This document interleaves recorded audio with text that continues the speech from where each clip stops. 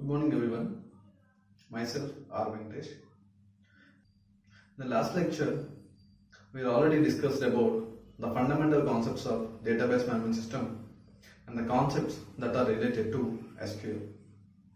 Now we are going to discuss about what is a database system. So the database system is a system which maintains the information that is related to an organization.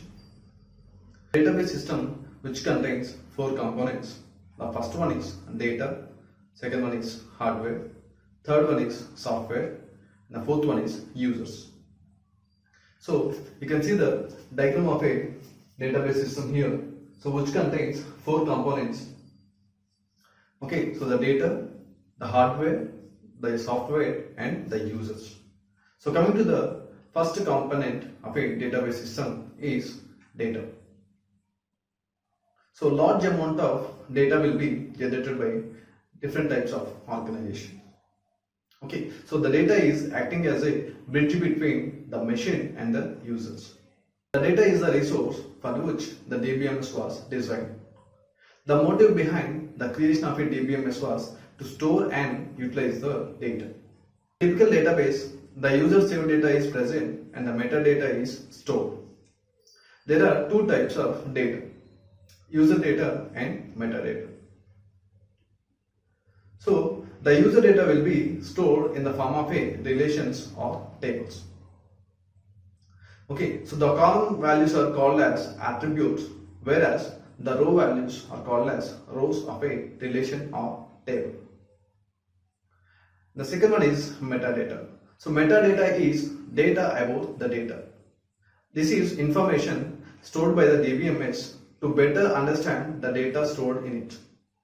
For example, when I store my name in a database, the DBMS will store when the name was stored in the database, what is the size of the name, is it stored as related to data to some other data, or is it independent.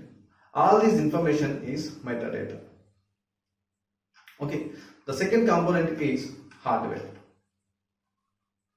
When we say hardware, we mean computer, hard disk, input-output channels for data and any other physical component involved before any data is successfully stored in the memory.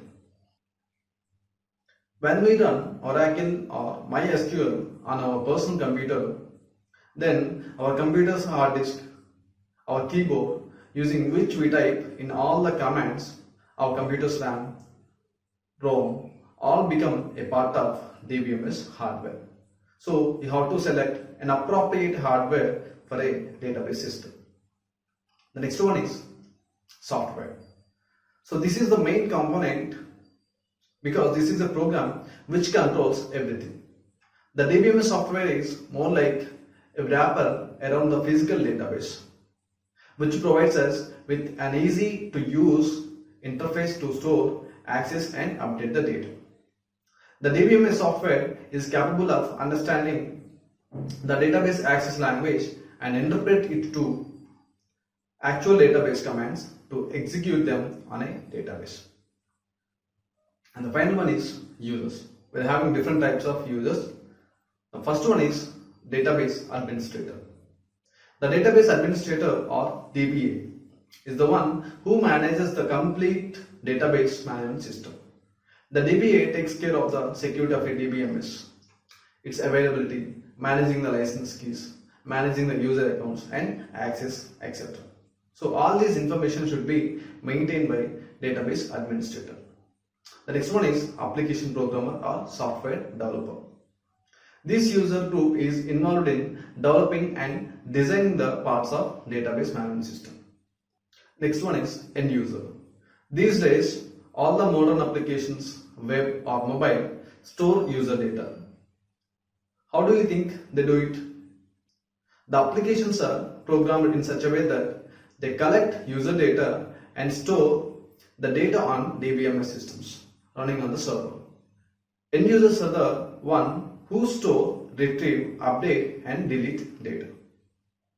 The next concept is, what is the need of a database management system? So a database management system is a system software for easy, efficient and reliable data processing and management. It can be used for creation of a database, retrieval of information from the database, updating the database, managing the database. So it provides us with many functionalities and more advantages than traditional file system. The first one is processing queries and object management. In a traditional file system, we cannot store data in the form of objects. In practical applications, the data is stored in objects and not in files. So in a file system, some application software maps the data stored in files to objects so that it can be used further.